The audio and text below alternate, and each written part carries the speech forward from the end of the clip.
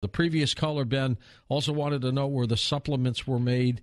I'm guessing, but I believe it's Chula Vista, California. Do you know? That's where the headquarters is. Okay. No, Washington. A lot of them are made in Renton, Washington, actually. I think that's the name of the town. Somewhere in Washington State.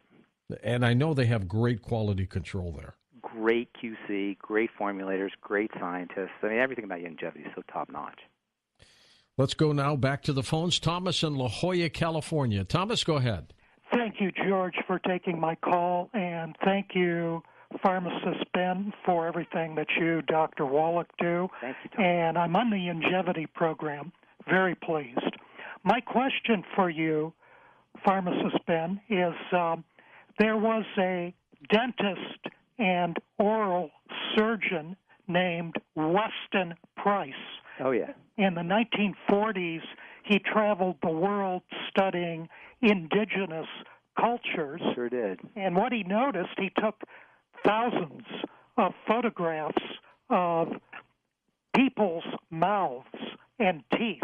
Right. And what he discovered was that just like you were talking about spontaneous remission of cancer, that these cultures had spontaneous remission and regeneration of tooth and gums conditions. And more particular, he connected it with nutrition. Yeah. And there were even many cultures which they would have their baby teeth, then they would have their adult teeth, and then they would go on and grow like a third or a fourth set of teeth as needed.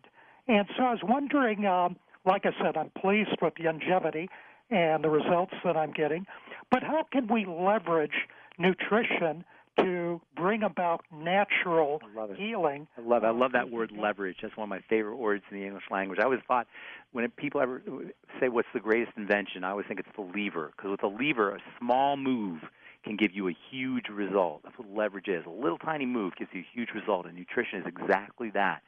It's something that can be leveraged so that your body can heal itself, your body can renew itself. How can we do it? Well, it's the same basic idea, It's really complexity. It seems like complexity is the idea that behind the most complex phenomena, you have the simplest ideas. And the simplicity behind health. By the way, the name of the book that Dr. Weston Price wrote was called Nutrition and Physical Degeneration. He was one of the first guys to recognize the power of nutrition for healing.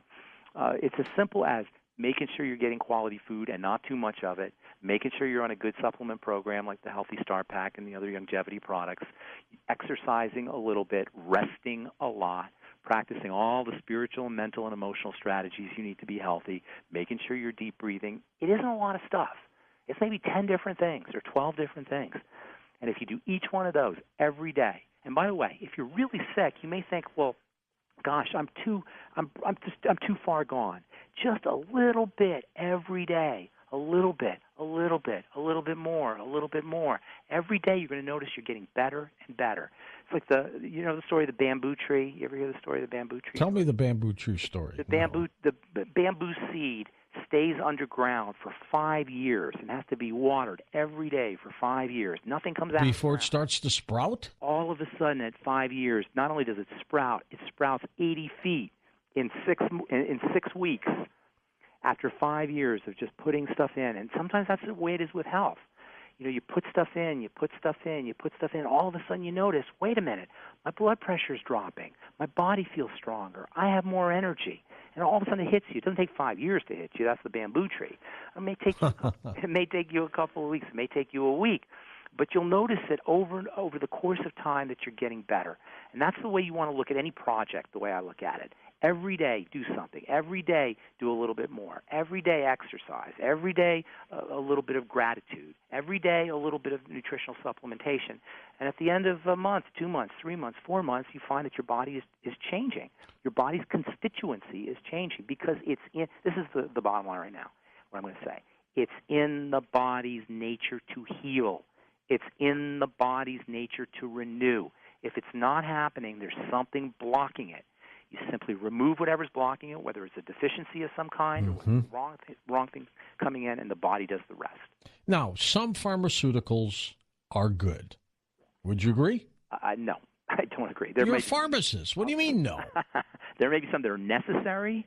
There may be some that are life-saving, but I wouldn't say they're good in terms of what the chemistry of it. If you get yourself into a pickle because you've been abusing the body for so long, for years, for decades, you may need to have a drug for a short period of time. Or, God forbid, you have some kind of life-threatening emergency, a traumatic emergency. There are certain drugs that can be used to save your life for emergency state. And this gets us to the idea of heroic medicine versus regular medicine, we'll say. Heroic medicine, yes, there's sometimes you need to have specific drugs, and some drugs are life-saving, for sure. But what they do to the body in terms of toxicity is not good at all. They're absolutely horrific in terms of what they do to the biochemistry of the body. Yes, you may need to have something in the short run to correct something. But in the long run, if you're taking a drug every day for the rest of your life, as they tell you, you'll be on this the rest of your life, not only, George, are they toxic, but here's what's really fascinating. They cost your body nutrition. So if you get into a situation where you have a health problem where you need a drug because of a deficiency, now you've got a bigger deficiency because your body uses B vitamins and magnesium and copper to detoxify. Right. So now you're deficient, you're extra deficient in the nutrients. So yeah, you may have lower blood cholesterol, but you're going to be deficient in the B vitamins because the body, when the body sees a statin drug or a pharmaceutical drug, you know what it says? It says, get thee Satan behind me. It says, I want you out of here. This is why the number one side effect for prescription drugs is nausea and vomiting and diarrhea and GI problems because your body's trying to get rid of the stuff. When your body sees a vitamin, it incorporates the vitamin into the cells or into the chemistry to make something happen. When it sees a drug, it's like, get out of here. I need you out. In fact, they have to give you a dose that's bigger than the dose that your body needs to account for the fact that as soon as your body sees the drug, it's eliminating it. I'm going to ask you this, Ben, because you're a pharmacist, but we got the toxicology report on Art Bell last week and what killed him. What was it? And 4 prescription drugs were in his system. Wow. Oxy, hydrocodone, is it? Is that how you pronounce it? OxyContin is what you're talking about? Oxy, and then hydro was in it?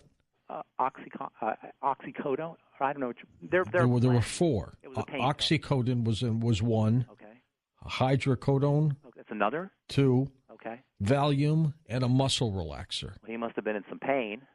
So he had those 4 in his system, according to the coroner, who ruled it a accidental overdose. Oh, he overdosed. So here's the question: what doctor would prescribe those and not tell him? Maybe they did. Don't take all these together. That's why caveat emptor. You know caveat emptor. They used to say, let the buyer beware. Well, let the patient beware. It's the same idea. You have to understand that doctors are practicing an art, not a science. This is very important. Medicine is not a science. We're led to believe it's a science, but it is not a science. There's so much room for opinion and for manipulation and for the art of it. And so you have some that are not practicing the art effectively. There's no cut and dry answers. We have been led to believe that medicine is a savior, and because of I call it the penicillinization of medicine, which is the idea that because penicillin saved so many people. Can you imagine what penicillin must have been like when it came out? Oh, my God. Right? Yeah. It's the most miraculous thing ever. And medicine is still riding on the coattails of penicillin, the idea that medicine can save people.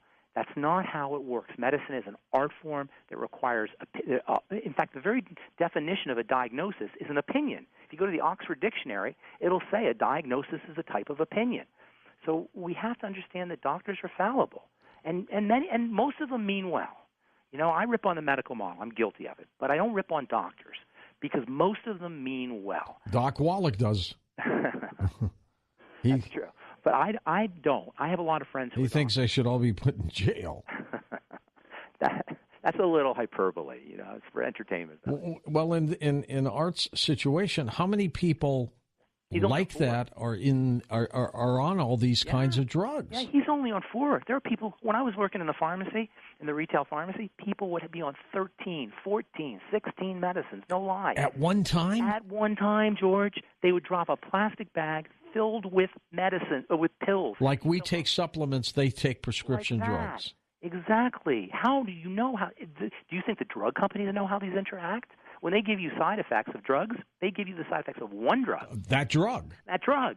They don't know what happens when you're on 2 or on, let alone 3, let alone 5 or 6 or 10 or 13 or 16. The average person over the age of 60 is on 4 or 5 drugs. Now, when you're on those kinds of drugs and you end up dying, what happens? The heart just stops, or you stop breathing? Exactly what happens? The heart just stops because you're not dying from the drug, George. You're dying from the nutritional deficiency that's caused by the drug. You're dying from the chemical. That's how we die. The body is somehow deprived of nutrients that it needs because it's off either deficient, flat out deficient, or it's off processing the drug. So toxicity itself is a function of the effect the toxin has on the body's natural chemistry. It's not the toxin, but it's the effect that the toxin has on the chemistry, and that's the chemical tweak, the inherent chemistry of the body that's messed up. And that's what I say. We don't account for the nutritional deficiencies that are caused by the drugs. So if you're on a drug, George, this is very important. If you're on a prescription drug, it's extra important that you get on the Mighty 90 essential nutrients. If you're on multiple drugs, it's extra important that you have to replenish yourself, don't you? Exactly. Hey, Ben, text in from Carolyn in Virginia. Olive oil, good or bad? Does heating the oil when cooking with it make it worse? Never heat oils. The only oil you should heat is butter, which isn't really an oil. And then coconut oil, perhaps, which is a stable oil. But vegetable oil. And by the way, Doc Wallach, for the record, hates oil. Well, I don't go that far because there are some valuable things in oil. But his point is very well taken. When an oil is heated or it's disturbed in any way, or even processed or put in the bottle at the cold pressed or however they do it, even if it's done gently, that oil is to a certain extent destroyed. I believe that there's some good things in oils that are worthwhile, but you certainly have to be extremely careful with them, and you never want to cook them. Never want to cook with them. Never want to heat. If you're going to cook an oil, and sometimes, by the way, you do want to heat like butter with vegetables. If you heat butter with vegetables, you make the fatty nutrients more accessible, especially for your eyes and for your skin. So if you can heat your vegetables, or steam your vegetables, I should say, because you don't want to heat them too much. And butter's better than margarine, right? Oh, my God. Margarine, and even now they have fake margarine. They call them spreads. They don't even call them margarine. They're fake margarine, and those are even worse. So if you have, and by the way, the American Heart Association to this day says to eat margarine, not butter. Can you believe this? This is our medical model at work. Margarine is a hideous, disgusting food. And the fake spreads are even worse. You've heard of trans fats, right? Everybody's heard of trans fats, right? Now they have something called interesterified fats, which are not trans fats. And they're just as bad or worse. And what's really sneaky is you'll see these fake butter spreads or margarine spreads, and they'll say 0 trans fat, right? But they won't tell you it's got the interesterified fat. I got to look for that. Is that on the package? It's not on the package because they don't have to put that. So they make all this hullabaloo about, we're going to now tell you about our trans fats. But what they don't tell you is now we're using the interesterified fats, which may be worse. And so the bottom line is stick with the real butter. You'll get selenium, you'll get iodine, you'll get a wonderful fat called butyric acid, which is like rocket fuel for your intestinal cells, and it tastes delicious to boot. Let's go to Anthony in Salem, Oregon, west of the Rockies. Hey, Anthony, go ahead. Hey, Anthony. Hey, how you guys doing? Good. Hey, real quick on the sleep thing. I notice sometimes even just dwelling on trying to get to sleep or fall to sleep, it keeps you up too. That InfoWars knockout really works. What did I didn't have. Go ahead. I didn't hear what you said. I didn't catch that. What really worked? Knockout. InfoWars knockout. It has melatonin, tryptophan, and all. Okay. It's a brand name for something.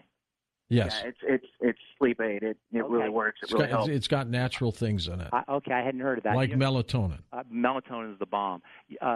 Sleep Ease from Longevity also has melatonin. It also has valerian root. Have you heard of this one, valerian? I have, yeah. Awesome herb for helping you fall asleep. It calms you down, too, doesn't it? Down. Melatonin, by the way, is not just a sleep aid. It's an anti-aging supplement. And it's natural in your body. And your body makes it. That's absolutely correct. And when you it comes out of the pineal gland, right? Oh, have you done shows on the pineal gland, George? Yes. Oh man, they call that the third eye for a reason. Yeah. Do you know there's eye cells in your pineal gland? In your brain, I believe your that. Head, you have eye cells. How cool is that? I believe that. Right? They call it the third eye for a reason. And yes, you make melatonin out of there, make DMT out of there. I know you know about that. And melatonin is not just for sleep, though.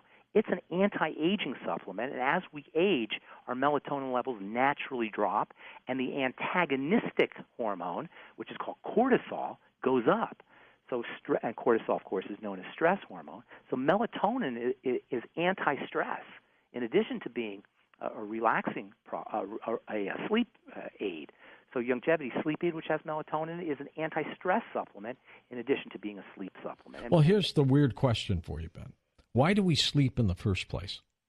What is it? What is sleep doing? George, that's an awesome question. I mean, what part of the body does sleep affect? The brain? Yeah. And when we sleep, we make growth hormone. We make repair substances. When you're active and you're doing things, your body is breaking down.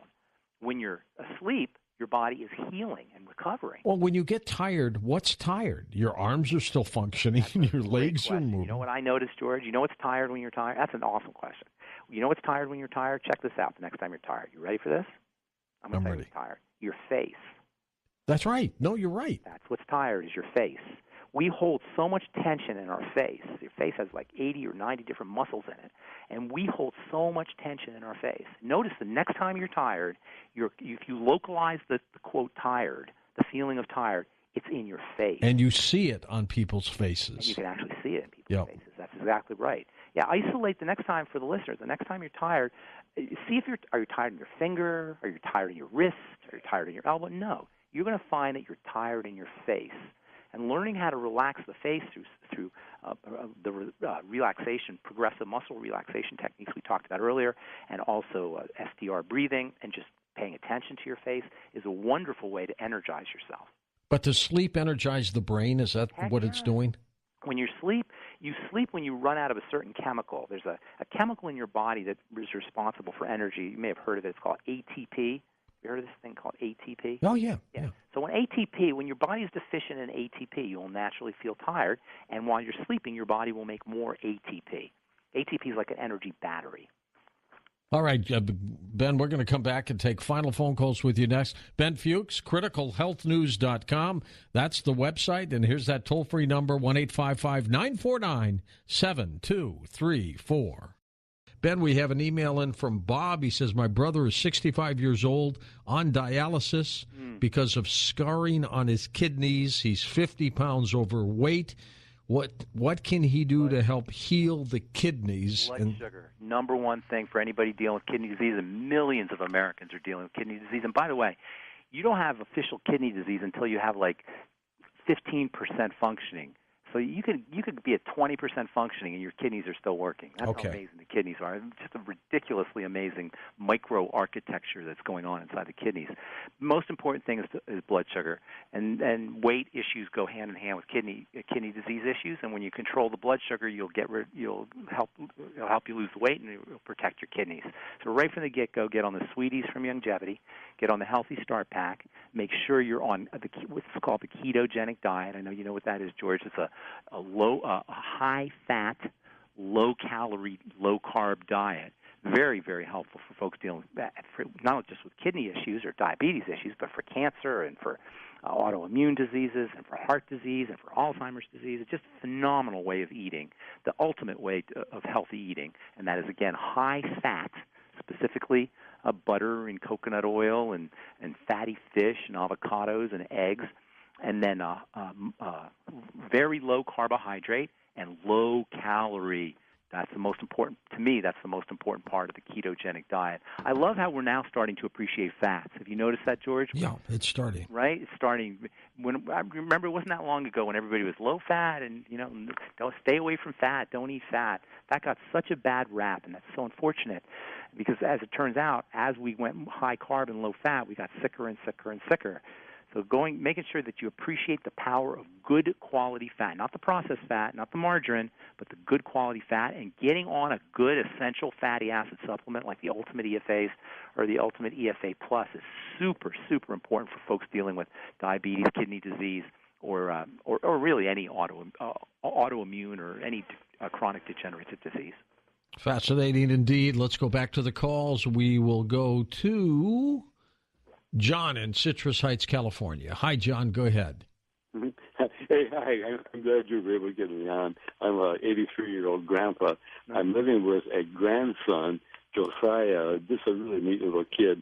And he's been on formula, and then he's been on Gerber's, the packets, the organic pouches, and also Plum's organic pouches, but we want him to have the very best in nutrition. Does he fit in with Healthy Start Pack? Or, yes. Yeah. How old is he? I'm sorry. Yeah, he turned 1 year old two days ago. Is he? So he can't swallow pills. Yeah, he though, can't swallow pills. If the Beyond Tangy Tangerine, you can give him small amounts of the Beyond Tangy Tangerine. That's the liquid stuff you pour in, right? I mean, give him eggs if he'll eat eggs. If you can get him to eat raw eggs, that'd be great. If you can get slightly soft boil the eggs also, but not the egg whites or the egg beaters. The formulas are just are tragically devoid of nutrition. Even though they try to put a little bit of this and a little bit of that. There's no way a formula can duplicate what's in breast milk. And the Gerber's, organic or not organic, the processed food, that's just terrible for a kid. That's setting a kid up for all kinds of horrible things in the future, and not even the distant future, like by the time he's 5 or 6, he's likely to have weight problems and blood sugar problems on a diet like that. But babies do need vitamins, don't they? Absolutely. But, what's the ultimate nutritional supplement for a baby? I don't know. Breast milk. That's the ultimate nutritional supplement. It's the ultimate nutritional supplement for anybody. We should all have it. Yeah, but I consider a toddler a baby, too, 2 or 3 years old. For a toddler, a good nutritional supplement program would be great. Beyond Tangy Tangerine, absolutely, for a toddler. Dilute it, put a small amount of it, maybe a quarter scoop of the Beyond Tangy Tangerine, absolutely for a toddler. You'll find he'll be snacking less. He'll have more energy. What will he be like when he's an adult? And on top if he's on supplements when he's a kid. That's right. If you supplement wisely when he's a kid, that's absolutely true. Alan in Atlanta, Georgia, welcome to the program. Alan, go ahead. Good morning, George and Ben. How you doing? Good morning. Great. I want to ask a question about Alzheimer's, but since you brought up the cooking oil, if I'm firing up the wok, do I use butter or just a non-stick wok or what? Butter or phospholipid in the form of lecithin. That's another. What's that called? It's called lecithin, Lecithin, lecithin. It's a really interesting, it's actually the active ingredient in PAM, non-spray cook. Yeah, but where do you get that? You get it at a health food store, lecithin. Great stuff. As an oil? You can get it as an oil, or it's kind of a viscous substance, or you can just get the powder. But that's great. In fact, lecithins are ultimate enzymes for longevity. You'll get lecithin. Lecithin's amazing for helping you digest food, also for cooking with, as I say. But for the digestive system, lecithin is phenomenally important, and that's in the ultimate enzymes. The ultimate enzymes for longevity are a really interesting product because they market them as a digestive enzyme supplement, but they're great for pain. They're great for the the liver. They're great for swelling and inflammation. They're great for post-surgical healing. The ultimate enzymes, digestive enzymes, are fabulously important. And when you take them on an empty stomach, they give you these multiple benefits. So ultimate enzymes are great. But to answer your question about what you cook with, heck yes, you cook with butter. And also you can also use coconut oil. And by the way, coconut oil, there's a lot of great evidence that talks about coconut oil for Alzheimer's disease. And that's because of something in there called MCTs, which butter is also a rich source of MCTs. I'm telling you, you can almost regard butter as like a nutritional supplement. That's how powerful butter is in terms of its nutritional value. So heck yes, cook with butter. That's the way to do it, I guess, these days, isn't it? Mix your turmeric with butter. Just saying that for you because I know you like turmeric. I sure do. Martin in Davis, California. Martin, go ahead, sir. Hi, thank you. Sure. Can you hear me well? Yeah. Hey, Martin. Thanks. I had Parkinson's. I was diagnosed 15 years ago. Parkinson's, what do you think? His phone's a little... Yeah, absolutely. Parkinson's is the same as Alzheimer's, except it's a different part of the brain. It's deterioration of the brain in a certain area. In fact, there's something called Parkinson's dementia, which is when that's what Michael J. Fox has, right? Parkinson's. Exactly, and Robin Williams had Parkinson's disease. It's very, very common. It's deterioration of the brain. It's just a chronic degenerative disease that affects the brain. There's nothing special about it. It's like arthritis of the brain. You know, that's like we were saying earlier. All chronic degenerative diseases are deterioration of the body. In the case of Parkinson's and Alzheimer's, it happens in the brain. So what you want to do is you want to build the body back up. You want to be a bodybuilder. Get yourself on the Healthy Start Pack. Actually, I get on the Healthy Brain and Body Pack, which has some selenium in there, which is very important for the brain. Make sure you're practicing the ketogenic diet. The ketogenic diet has a couple of benefits for brain health. Number one, it's a low-sugar diet. Sugar destroys the brain. Do you know Alzheimer's disease is now regarded as type 3 diabetes? Really? Exactly. I didn't know that. Yes, it's a type of diabetes. Can you die from Alzheimer's disease? I guess you can, can't you? Well, you don't die from the disease itself, but you know how you die is very interesting. People stop eating. What do you mean you stop eating? They don't eat. Why? How are you going to make somebody eat? Think about it. I mean, you can't, right? I mean, well, why do they stop eating? Aren't they hungry? That's a good question, George. Why do they stop eating? Because they have dementia. They're not. There's no awareness there. But there's also the idea of a hidden wisdom in the body. You know, animals will stop eating when they're ready to die. So it could be an element of an inner wisdom. To me, Alzheimer's dementia, there's an element of leaving the body, the consciousness leaving the body, and the body staying behind. You know, did you ever see anybody? My dad died of it, and it's like the body is still there, but they're not there. They're not there. They're not there. And they shake too. There's malnourishment, especially if they're in a nursing home. You know, the greatest thing you can give somebody with Alzheimer's, or dementia, I should say, or Parkinson's for that matter, is the Beyond Tangy Tangerine. If you know somebody in a nursing home, get them on the Beyond Tangy Tangerine. It's amazing what you'll see. Almost instantly, you'll see the body start to blossom like a plant blossoms when you put water on it when it hasn't been watered. It stops from being wilted, right? Exactly, in a nursing home, because they're very deficient in nursing homes. It's just the greatest gift you can give somebody who is in some kind of care, facilitate care system. Final text and tweet from you, Tom. Go ahead. Hey, Ben, this is from Jenny in Kentucky. Please ask Pharmacist Ben to talk about the pros and cons of drinking whole milk. Con. Now, no, there's some... You know, there's some nutrients in milk. And that's an interesting question, actually, because sometimes a food has some good stuff in it, but that doesn't make the food a good food. If you can get raw milk right from the cow, you may get, you'll get a lot more nutritional value. But the pasteurized stuff, oh, my God, that's hideous. And the homogenization process, you remember when, I'm sure you remember when the milk separated, right? And the cream rose to the top, as they say, and the watery stuff was behind. You had to shake the milk. Well, when they came up with homogenization, all the fat globules got ground up really small so that when you drink the milk, all those fat globules are small enough to go right into your blood.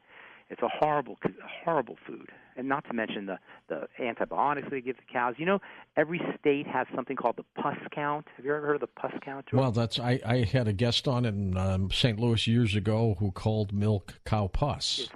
Basically, there's pus in the milk, and they're allowed to have a certain amount of pus in the milk. There's somebody probably drinking a glass of milk listening to this right now. I'm sorry to say that. You know that white stuff that's on the top of your lip when you drink milk? We call that a pus stash. Let's go to Atman in Canada. Hey, Atman, go ahead. Thank you, George, for taking my call. Sure. Thank you. Hi. So I want to ask Ben, recommend me something. I have a problem for left eye. Twitches? What you call it, cataract? Cataracts. Cataracts. Yeah. Cataract is like a... That's a tough one, Ben. It's a tough one because it's damage to the lens. It's like your windshield is cracked, basically, is what happens when you have a cataract. And once it's there, it's there. You got to basically have it removed. There's really nothing you can do supplement-wise to make it better. But you can prevent You can keep it from getting worse. You can slow it down? You can slow it down, absolutely, and you can also prevent it from happening before it happens. The eyes are very interesting. The eyes are a lot like the skin. So guess what? Check this out, George. Your Vision FX from Longevity and also your Occutive from Longevity, which are eye supplements. Lutein's in that. What's that? Lutein is in that. Lutein is in that, yes. Vision FX and Occutive. I know I said that fast. OCUTIV. And Vision FX. Not only will they help protect your eyes, but check this out, George. They'll protect your skin from sunburning. Really? Yeah. The same nutrients that protect your eyes protect your skin from sunburning. It's the same tissue. So the tissue of the skin has the same kind of reactions that the tissue of the eye has to the sun. So protecting your skin from the sun and protecting your eyes from the sun is you can use the same supplements. And if you're going to go out tanning or you're going to go on vacation or go on a cruise or you're golfing a lot, the best way to protect your skin is by using Vision FX and the Occutive, as well as other nutrients, of course, are also important. But that's a little hack for you. Now, to answer Amit's question about the cataracts are partially caused by sugar reacting with the lens. Sugar caramelizes things. It burns things. And one of the things it burns is the lens of the eye. So over time. Over time, correct. So this is why cataracts and diabetes go hand in hand. So practicing, again, the ketogenic diet, getting on the sweeties from Longevity, making sure you're avoiding high sugar foods like fruit juice, by the way, is a terrible food. A lot of people think that, we're led to believe that orange juice is healthy and apple juice is healthy. Not. It's diabetes in a bottle waiting to happen. Really? Why? Too much sugar? It's concentrated, dense, and in liquid form. It goes right to work. In fact, the fructose in many ways is worse than the glucose. What's wrong with an occasional candy bar once in a while? The dose makes the poison. We learned that in pharmacy school. So, it's not great, but it's better than 2 candy bars. It's better than 5 candy bars. So 2's better than 3, right? Yeah, it's not the worst thing in the world, like 1 candy bar, but it certainly isn't doing you any good. And I'm not, George, listen, I'm not a health nut, okay? If you might see me out there munching on something that's not good for me, that's not the point. The point is if you're sick, these are options for you. Drugs, the doctor, the medical model, they'll tell you that there's no other options. Then if not literally, the culture will condition us into believing there's no other options. What we're here talking about here, George, if you're sick, if you are on medication, if you are suffering from multiple chronic degenerative diseases or even just one chronic degenerative disease, all the ideas here represent options. It's not like you're a good person or a bad person or you shouldn't eat this or you shouldn't eat that. It's just that you don't have to be condemned to being on a prescription drug. You don't have to be condemned to having to go to the doctor's office every month. You don't have to be condemned to surgical procedures. You don't have to be condemned to the medical model. All of these things that we've been talking about for the last couple of hours and that we talk about on Critical Health News and you and I talk about every month and Dr. Wallach talks about represent options and choices that we can take that will allow us to take our health into our own hands. And that's what this is about. This isn't really about health. It's about empowerment. It's about empowering us to be healthy, empowering us to be great, empowering us to have great lives. And that's really, to me, that's the most inspiring message of all. This is not about being good or bad or being a good person or a bad person. There's no guilt here. This is simply about options. Ben, the calls keep coming in, but we are out of time, my friend, so I will talk to you next month. Thank you, George. Good to talk to you.